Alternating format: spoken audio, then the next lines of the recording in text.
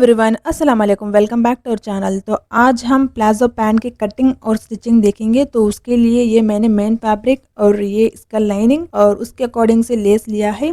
तो इसमें हम बहुत कम कपड़े पे इसकी कटिंग और स्टिचिंग देखेंगे, मतलब आपको 2 मीटर की भी ज़रूरी नहीं होती, ठीक है। तो 2 मीटर से भी हम बहुत कम कपड़े से इसका पैंट की कटिंग और स्टिचिंग देखेंगे। कटिंग के लिए देखिए, ये हमारी क्लॉथ इस तरह से दिखेगा, मतलब लूज वे में। तो उसके लिए इसके ऊपर कटिंग नहीं करेंगे। और ये हमारी लाइनिंग फैब्रिक जो कि क्रेप है, तो इसके ऊपर कटिंग कर लेना है, ठीक है। तो फैब्रिक को मैंने इस तरह से ओपन कर लिया है। तो ओपन करने के बाद हम इसको फिर दोबारा फोल्ड कर लेंगे। फोल्ड कर लेंगे तो ये हमारे 4 लेयर्स आते हैं। और जो ओपन साइड है उसको मैंने सामने तरफ रखा है, जो इसका क्लोज साइड है वो मैंने मेरे तरफ रख लिया। और ऊपर मैंने इस तरह से बेल्ट के लिए फोल्ड कर लिया है। और इसका जो कमर की साइज़ है वो थोड़ा ज़्यादा है, तो उसके अकॉर्डिंग से यहाँ पे मैंने मार्क कर लिया है। और मार्किंग करके और यहाँ पे मैं 2 इंचेस मार्क कर रही हूँ। और ये इसका क्रॉच लेंथ के लिए, तो क्रॉच लेंथ है हमारे यहाँ पे 16.5 इंचेस। तो उस तरह से यहाँ पे मैंने मार्क कर लाइन ड्रा कर लिया है। तो यहाँ पे आप देख सकते हैं कि मैंने ड्रा करने के बाद ये हमारे जो क्लॉथ है यहाँ पे अनइक्वल आया है, मतलब 1/2 इंचेस इस तरह से। तो उसको हम ठीक करने के लिए देखिए, फिर इसको ओपन करके फोल्डिंग सही नहीं करेंगे। तो इसी के ऊपर मैं मार्क करती हूँ 1/2 इंचेस अंदर की तरफ इस तरह से मार्क करके इस तरह से लाइन ड्रा कर लेना है। और उसी के ऊपर हमने क्रॉस लाइन भी सेट कर लेना है। इस तरह से कर लेंगे तो ये ईजी वे में जल्दी हो जाती है, ठीक है। तो फिर उसके बाद यहाँ पे मैंने 7 इंचेस मार्किंग कर लिया है और स्टिचेस में के लिए 2 इंचेस। और फिर दोबारा 2 इसको और इस क्रॉच लाइन से नीचे तक हम इस तरह से लाइन ड्रा कर लेना है। तो आपको यहाँ पे मैं एक और बार बताती हूँ कि इसका क्रॉच लेन ये हमारे 16.5 इंचेस है। हम उतना नहीं मार्क करना है, के लिए हम 1/2 इंचेस ऊपर की तरफ रख के मार्किंग कर लेना है, तभी ये हमारे स्टिचेस डालने के बाद इक्वल साइज में आएगा। और लेंथ की बात देखेंगे तो लेंथ है ये हमारी टोटल सही वे में, लेकिन इसको हम 1 इंचेस फोल्ड कर लेना है। और ये देखिए, मैं इसको टोटली यहाँ पे कट कर लेती हूँ।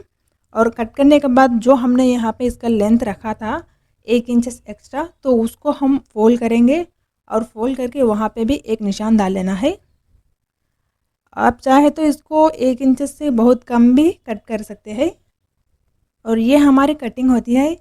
तो सेम ऐसे ही हमने मेन फैब्रिक के ऊपर कट कर लेना है, लेकिन इसको हम 1 इंचेस एक्स्ट्रा लेंथ रख के कट कर लेना होगा। तो यहाँ पे देखिए, मैंने इसका कटिंग भी कर लिया है। और इसमें से हम एक पीस को निकाल लेंगे। तो दोनों पीस को एक एक निकाल के इसके एक ऊपर रख के इसका हम स्टिचेस डाल लेना है। तो इसकी स्टिचिंग कर लेने के लिए देखिए, इसके ऊपर अच्छे, मतलब जब हम इसकी स्टिचिंग करते हैं तो अंदर की लाइनिंग एक वे में होती है और बाहर की इसका मेन फैब्रिक वो हमारे दूसरे वे में होती है। मतलब आपको स्टिचिंग करने के बाद एक तरफ झोल आती है, तो उसको अवॉइड करने के लिए पिनअप कर ले। और सबसे पहले मैं यहाँ पे इसका जो मेन फैब्रिक और लाइनिंग है उसको 1-1 इंचेस इस तरह से फोल्ड कर लेती हूँ, क्योंकि ये हमारी लेंथ है इसके लिए। और फोल्ड करने के बाद फैब्रिक को इस तरह से इसके ऊपर रख के इसका जितना भी इसका अनइक्वल या फिर झोल आएगा उसको हम सही से रख के पिनअप कर लेना है।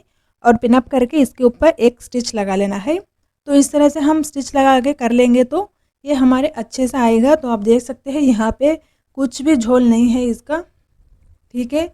तो मैंने यहाँ पे इसका स्टिच लगा लिया और इसका पिनअप जो पिन्स है उसको निकाल के एक्स्ट्रा जितना भी क्लॉथ आएगा उस क्लॉथ को कट कर लेंगे।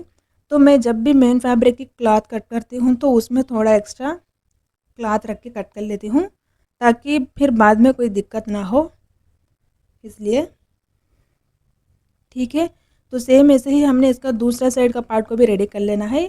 तो फिलहाल हम इसके ऊपर एक लेस ऐड करें, हमारी शर्ट पे भी यूज़ किया था। और ये हमारी दूसरी लेस भी है। तो इसको मैं सिंगल फुट की मदद से एक ही दफ़ा में इसके ऊपर स्टिच लगा रही हूँ। और फिर उसके बाद हम इसको टर्न करके इसके तरफ भी हमने एक और स्टिच लगा लेना है। तो सेम ऐसे ही हमने इसका दूसरा पीस के ऊपर भी सेम ऐसे ही स्टिच लेस ऐड करना है। तो इस तरह से ऐड करने के बाद, इस तरह से हमने स्टिच लगाने के बाद इसका जो क्रॉच लाइन है उसके ऊपर हम स्टिच लगा लेना है, ठीक है। तो मैंने स्टिच लगा लिया और फैब्रिक को इस तरह से फोल्ड कर लेंगे। तो फोल्ड करने के बाद फिर एक और दफ़ा इस तरह से फोल्ड कर लेना है। फोल्डिंग के बाद यहाँ पे हमने इसका मेज़रमेंट मार्क कर लेंगे एक और दफ़ा। तो 7 इंचेस पे यहाँ पे मार्क कर लेंगे और ये हमारी क्रॉच लाइन तो इसको वहाँ से और यहाँ तक मैं इस तरह से लाइन ड्रा कर रही हूँ। तो सेम ऐसे ही इसका अंदर की तरफ भी मार्क कर लेना है और मार्क करके इसके ऊपर एक स्टिच लगा लेंगे और साथ ही इसका इलास्टिक भी ऐड कर लेना है। ये देखिए गाइस, हमारी ये पैंट कंप्लीट हो चुका है। तो बहुत ही इजी वे में और बहुत ही कम क्लॉथ में इसका पैंट रेडी हो चुका है। और ये कुर्ती का डिज़ाइन मैंने डिस्क्रिप्शन बॉक्स में प्रोवाइड किया, आप चाहे तो उसको चेक कर सकते हैं। और साथ ही ये जो मैंने दुपट्टा यहाँ पे मेंशन किया उसका भी लिंक मैंने डिस्क्रिप्शन बॉक्स में प्रोवाइड किया, अगर आप इंटरेस्टेड है तो उसको भी चेक कर सकते हैं। गाइस, आपको वीडियो अच्छी लगी तो वीडियो को लाइक और शेयर कीजिए। साथ ही हमारे जो इंस्टाग्राम का पेज है उसको भी फॉलो कर लीजिएगा।